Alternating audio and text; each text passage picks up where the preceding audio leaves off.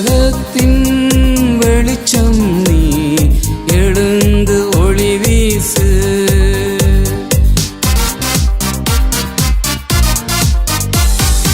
உலகத்தின் வெளிச்சம் நீ, எழுந்து ஒளி வீசு. மலை மேலுள்ள பட்டணம் நீ, மறைவாக இருக்காதே. மலை மேலுள்ள பட்டணம் நீ, மறைவாக இருக்காதே. ஹல்லேலூயா ஹல்லேலூயா ஹல்லேலூயா ஹல்லேலூயா ஹல்லேலூயா ஹல்லேலூயா ஹல்லேலூயா ஹல்லேலூயா.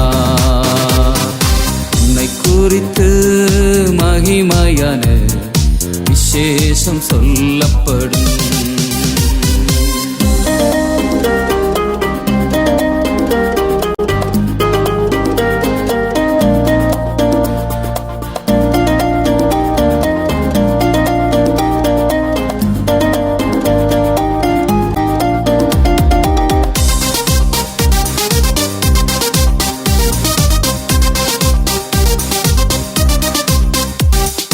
பரவி போகும் மாறுகள் நீ, பாய்ந்து சென்றிடுவார்.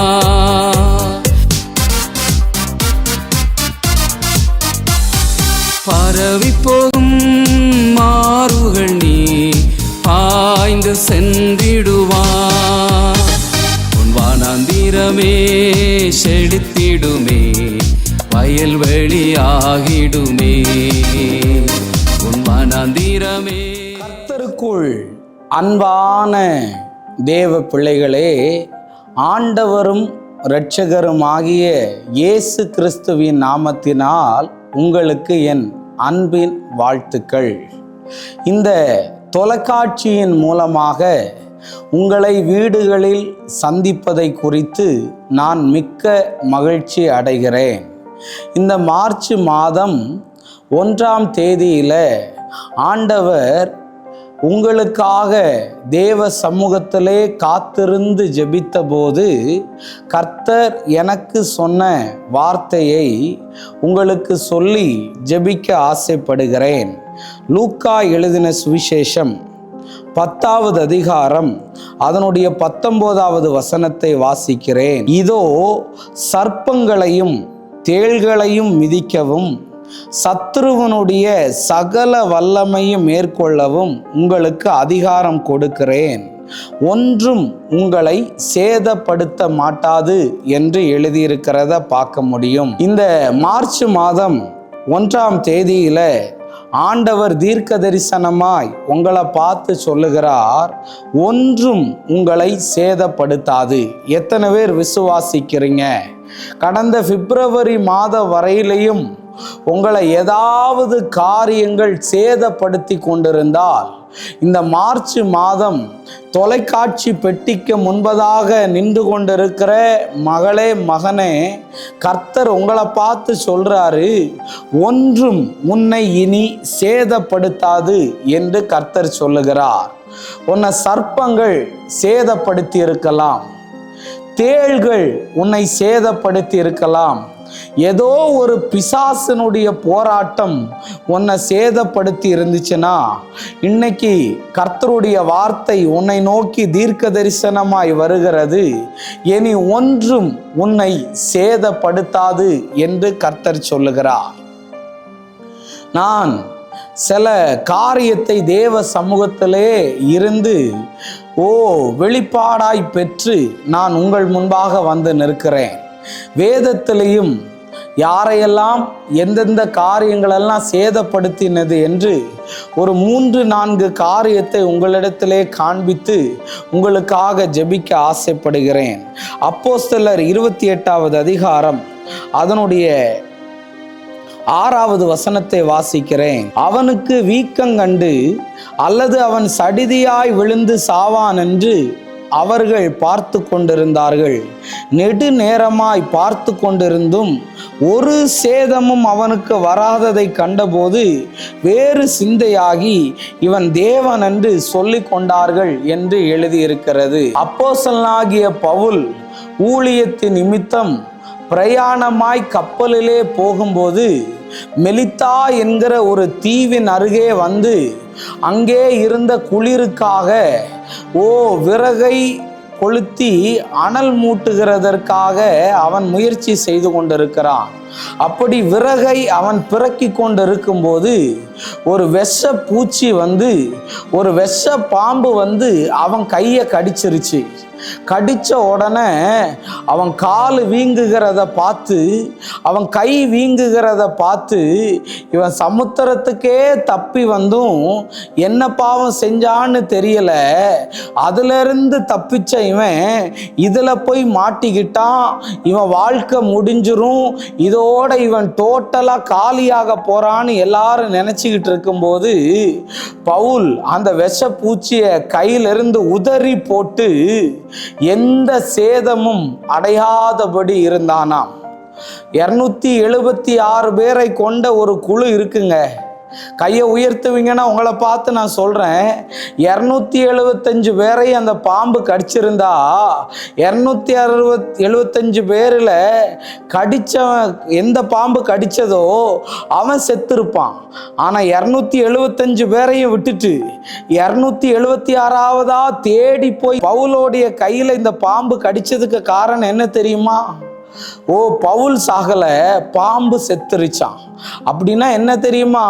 அவனை எதுவுமே சேதப்படுத்தாதபடி கர்த்தருடைய வல்லமை அவன் மேல இருந்தது. இன்னைக்கு உன்னை கடிக்கும்படி, உன்னை அழிக்கும்படி ஏதாவது மாந்திரிகத்தின் வல்லமைகள் வந்திருக்கலாம், ஏதாவது சூனியத்தின் வல்லமைகள் வந்திருக்கலாம், ஏதாவது ஏவலின் வல்லமை வந்திருக்கலாம். சொத்துக்காக ஆசைப்பட்டு, வீட்டுக்காக ஆசைப்பட்டு, வாழ்க்கைக்காக ஆசைப்பட்டு உனக்கு விரோதமாய் உன்னை பாதிப்புக்குள்ளே நடத்தின, உன்னை கடித்து கொண்டிருக்கிற அந்த போராட்டத்திலிருந்து இன்றிலிருந்து கர்த்தர் சொல்லுகிறார், ஒன்றும் உன்னை சேதப்படுத்தாது. மாலதி என்ற ஒரு மகளை பார்க்கிறேன். ஷபரபாலபா, வசியத்தினால் கட்டப்பட்டிருக்கிறாய். இன்னைக்கு கர்த்தர் சொல்லுகிறார், அந்த சர்ப்பத்தின் ஆவியிலிருந்து தேவன் உனக்கு விடுதலையை தருவாராக. ஷபரபா லீகா சந்தரபா லபா ஹந்தரபா லாமா.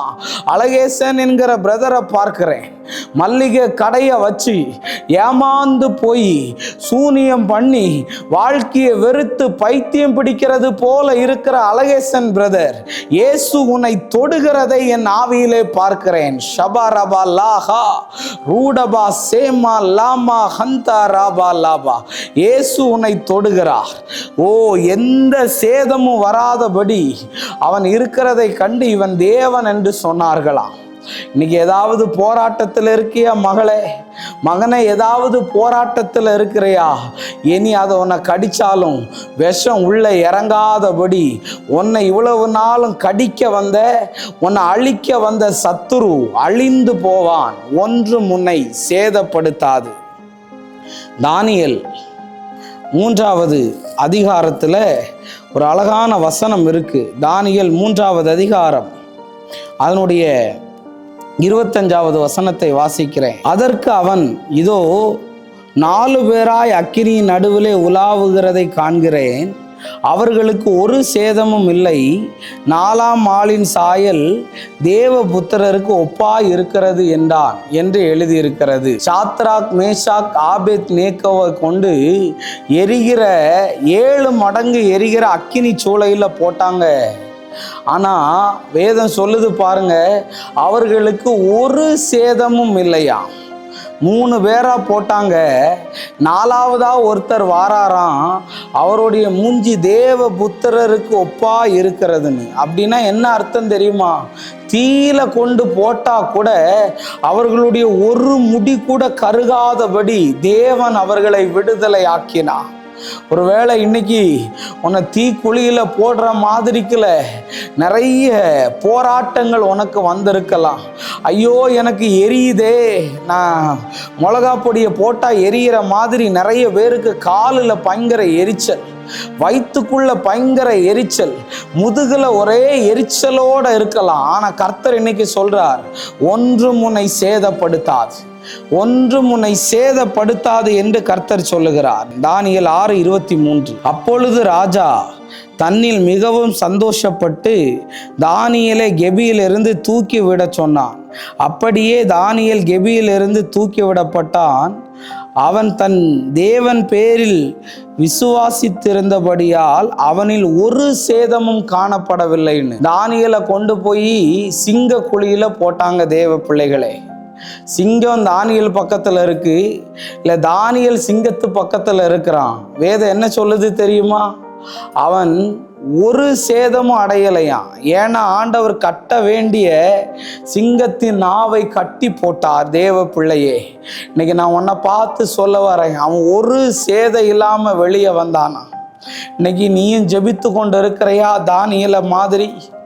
ஓ, இந்த குழியில கடந்துட்டு என்னால் எழும்ப முடியலையே, இந்த சத்துருவனுடைய போராட்டத்திலிருந்து எனக்கு விடுதலை ஆக முடியலையேன்னு நீ கவலையோட இதை பார்த்து கொண்டிருக்கலாம். தேவ பிள்ளையே, இன்னைக்கு கர்த்தர் சொல்லுகிறார், மந்திரத்தினால கட்டப்பட்ட உன்னை, சூனியத்தினால கட்டப்பட்ட உன்னை, ஏவலினால கட்டப்பட்ட உன்னை, ஓ வசியத்தினால் கட்டப்பட்டிருக்கிற உன்னை தேவன் விடுதலை ஆக்குவார். ஒரே ஒரு வார்த்தையை சொல்லுகிறேன், ஒன்றும் உன்னை சேதப்படுத்தாது. மந்திரத்தினால உன் கணவனை பிரிச்சிட்டாங்களா? சூனியத்தினால உன் மனைவியை பிரிச்சிட்டாங்களா? ஓ, உன் பிள்ளைகளை பிரிச்சிட்டாங்களா? பைத்தியம் பிடிக்கிறது போல இருக்கு பிரதர், வாழவே பிடிக்கல பிரதர், வேலை இல்லாம இருக்குது பிரதர், மன அழுத்தத்தில் இருக்கிறேன் பிரதர்னு இருக்கிறையா? தேவ பிள்ளையே, ஷாலினி என்கிற ஒரு மகளை பார்க்கிறேன், எனக்கு வாழவே பிடிக்கலையேன்னு அழுதுகிட்டு இருக்கிறையா மகளே? என் தலைமுடியெல்லாம் கொட்டி போகுதுண்ணா, என் முகமெல்லாம் ஒரே பற்களால் நிறைந்திருக்குன்னு அழுகிற ஷாலினி, கர்த்தர் உன்னை தொடுகிறார் மகளே. இந்த நேரத்தில் ஷபரபா லாஹா, ஓ ரேமா லாபா, வேலை செய்ய முடியாதபடி கையை தளர பண்ணுகிற பொல்லாத ஆவிகள் உடையுது இயேசுவின் நாமத்தினால. நீங்க கர்த்தர் சொல்றார், ஒன்றும் உன்னை சேதப்படுத்தாது. ஹல்லேலூயா. ஒன்றும் உன்னை சேதப்படுத்தாது. உன்னை சேதப்படுத்தாதபடி கர்த்தர் உனக்கு அற்புதத்தை செய்வாரு. நான் ஜெபம் பண்றேன். அன்பான ஆண்டவரே, இந்த நேரத்திற்காக உமக்கு நன்றி சொல்றேன். யாரெல்லாம் தொலைக்காட்சி பெட்டிக்கு முன்ன நின்று ஆண்டவரே சத்துருவின் போராட்டத்தினால, கடன் பிரச்சனையினால ஆண்டவரே வாழ்க்கையில் தோற்று போன நிலைமையில் இருக்கிறார்களோ அவர்களை பார்த்து கர்த்தர் சொல்லுகிறார், ஒன்றும் உன்னை சேதப்படுத்தாது. இந்த வார்த்தைகளை கொடுத்து இந்த பிள்ளைகளை ஆசீர்வதியும். இயேசுவின் நாமத்தில் வேண்டுகிறேன் நல்ல பிதாவே. ஆமேன், ஆமேன், ஆமேன். God bless you. கர்த்தர் உங்களை ஆசீர்வதிப்பார்.